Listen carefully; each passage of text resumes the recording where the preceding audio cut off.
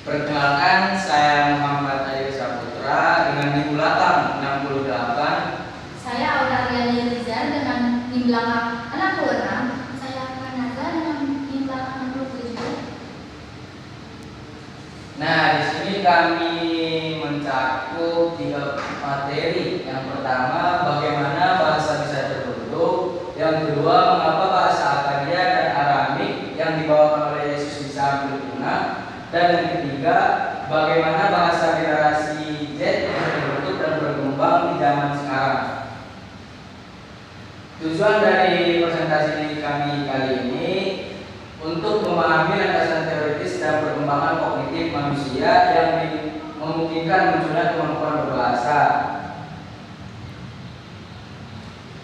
Yang kedua, untuk menganalisis dan mengidentifikasi penyebab utama kemunduran bahasa Aram, termasuk peran dominasi bahasa-bahasa besar lainnya. Dan yang ketiga, untuk mengidentifikasi karakteristik khas linguistik dan sosiolinguistik dari bahasa dari generasi Z. Latar belakang, bahasa adalah jantung peradaban manusia. Sejak awal, kemunculan bahasa bukan sekedar alat komunikasi, melainkan juga wadah penyimpanan pengetahuan, tradisi, dan identitas sosial. Evolusi peradaban manusia dari masyarakat nomaden berbagi ke masyarakat global yang terhubung secara digital, berjalan beriringan dengan evolusi bahasa itu sendiri. Memahami sejarah bahasa adalah memahami bagaimana manusia berpikir, berinteraksi, dan membentuk realitas mereka. Nah, masuk materi pertama, pengertian bahasa. Bahasa adalah alat komunikasi yang dimiliki manusia untuk berbicara atau berkomunikasi dengan orang lain.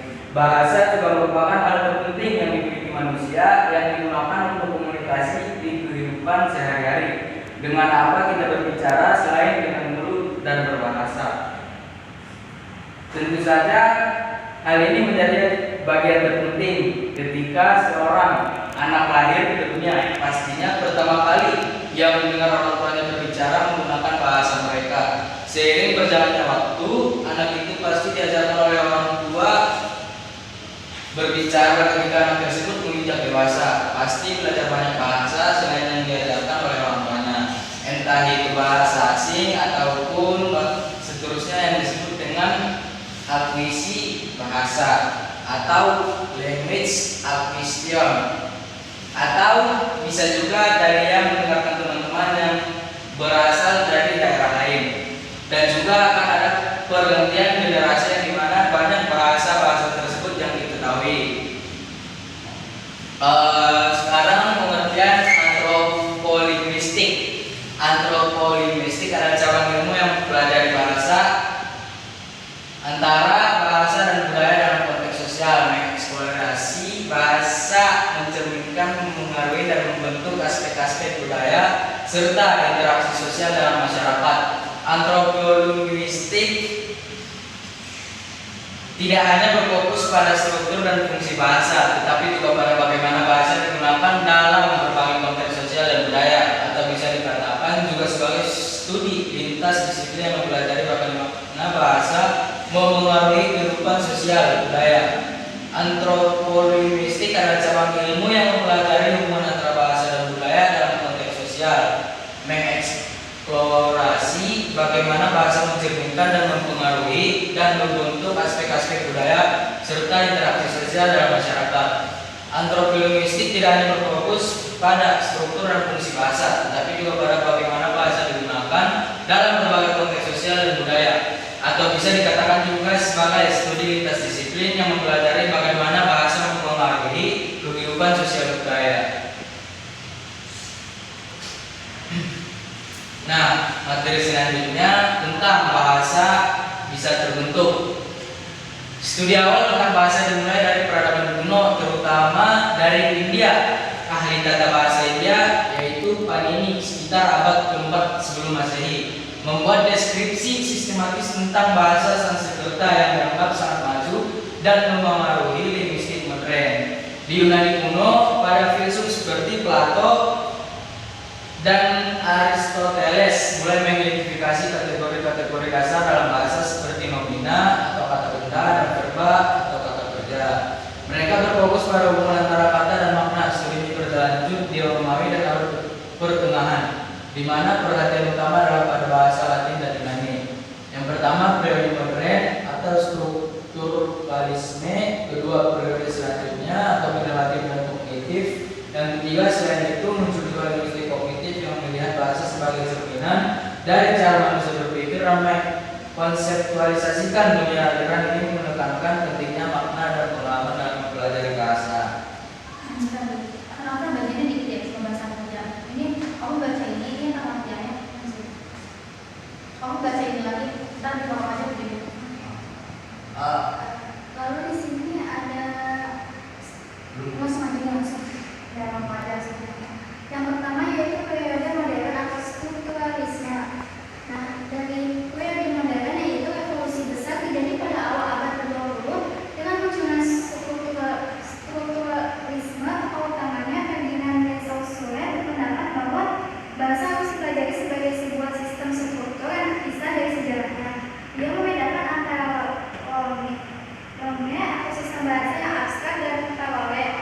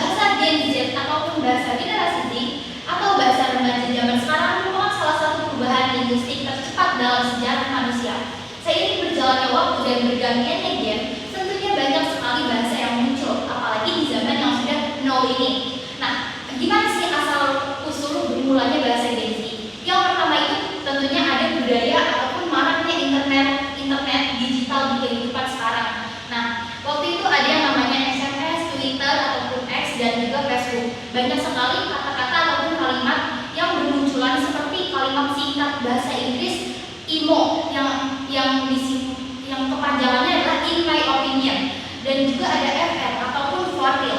Nah, setelah itu yang kedua ada pengaruh media sosial. Dari platform TikTok menjadi sarana penaklukan budaya baru di mana perubahan bahasa tidak lagi dieksploitasi wilayah fisik, melainkan melalui algoritma, ataupun di TikTok itu ada yang namanya FYP atau for your take dan FYI for your information dan lain-lain sebagainya. Melalui digital ini, istilah komunitas marginal atau dialek lokal seperti African American Vernacular English atau AAVA dapat melintas batas negara dengan sangat cepat.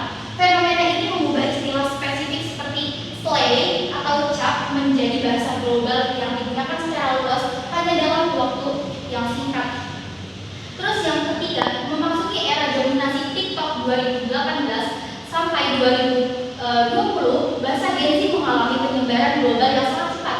Algoritma TikTok memungkinkan satu istilah yang muncul secara lokal berubah menjadi tren internasional dalam waktu yang singkat. Contohnya adalah kata "ris" yang berasal dari pemendekatan kata karisma dan kemudian diakui secara luas hingga dinobatkan sebagai Word of the Year oleh Oxford pada tahun 2023. Pada masa ini juga muncul kosakata yang berkaitan dengan estetika identitas visual seperti soft boy, pick me girl, dan lain sebagainya. Yang keempat, pada tahun 2023 hingga sekarang, bahasa Gen Z memasuki fase yang sering disebut sebagai era brain fog atau post ironi. Istilahnya itu sebagai skibidi, sigma, terus audio, dan volume teks digunakan tanpa makna literal yang jelas, melainkan sebagai bentuk humor atau juga meme internal dan penanda bahwa seorang aktif dalam budaya internet.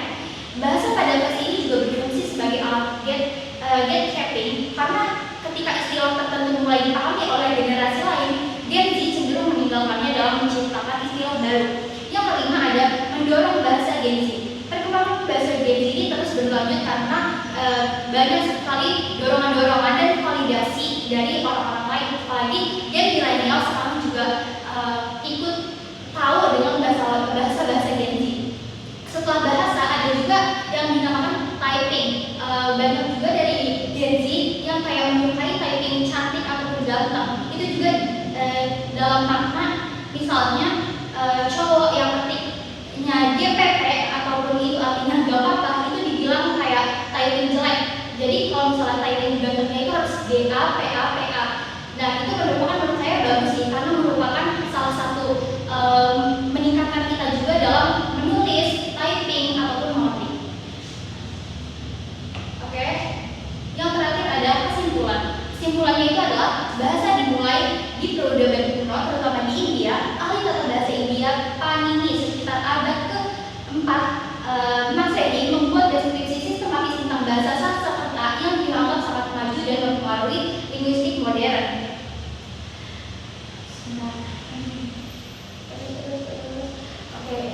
Tetapi ada juga yang mengatakan bahwa pertama kali Adam dan Hawa turun ke bumi, bahasa pertama yang mereka gunakan adalah bahasa Adami atau bahasa Adam atau bahasa Ibrani. Di Yunani kuno, para filsuf seperti Plato dan Aristoteles mulai mengidentifikasikan kategori-kategori dasar dalam bahasa, seperti nomina kata benda dan verba kata kerja. Mereka berfokus pada hubungan antar kata dan makna. Studi ini berlanjut di Romawi dan abad pertengahan, di mana perhatian utama adalah pada bahasa Latin dan Yunani. Dan seiring berjalannya waktu, banyak negara-negara serta bangsa yang mulai berdatangan dan banyaknya pemikiran manusia yang unik, maka terciptalah beragam bahasa. Nah, Akkadia merupakan bahasa semi kuno yang digunakan Mesopotamia yang sekarang adalah Irak oleh bangsa Asyur dan Babilonia. Faktor utama kepunahannya adalah karena persaingan dengan bahasa Arab sejak abad 8 Masehi. Bahasa Arab mulai menyebar sebagai lingua French atau bahasa pergaulan karena sistem penulisannya yang jauh lebih mudah dibandingkan tulisan kaku Akkadia yang sangat rumit. Nah, begitu pun bahasa Arabik atau Aramaik yang punah dikarenakan munculnya bahasa Arab yang lebih terstruktur, lebih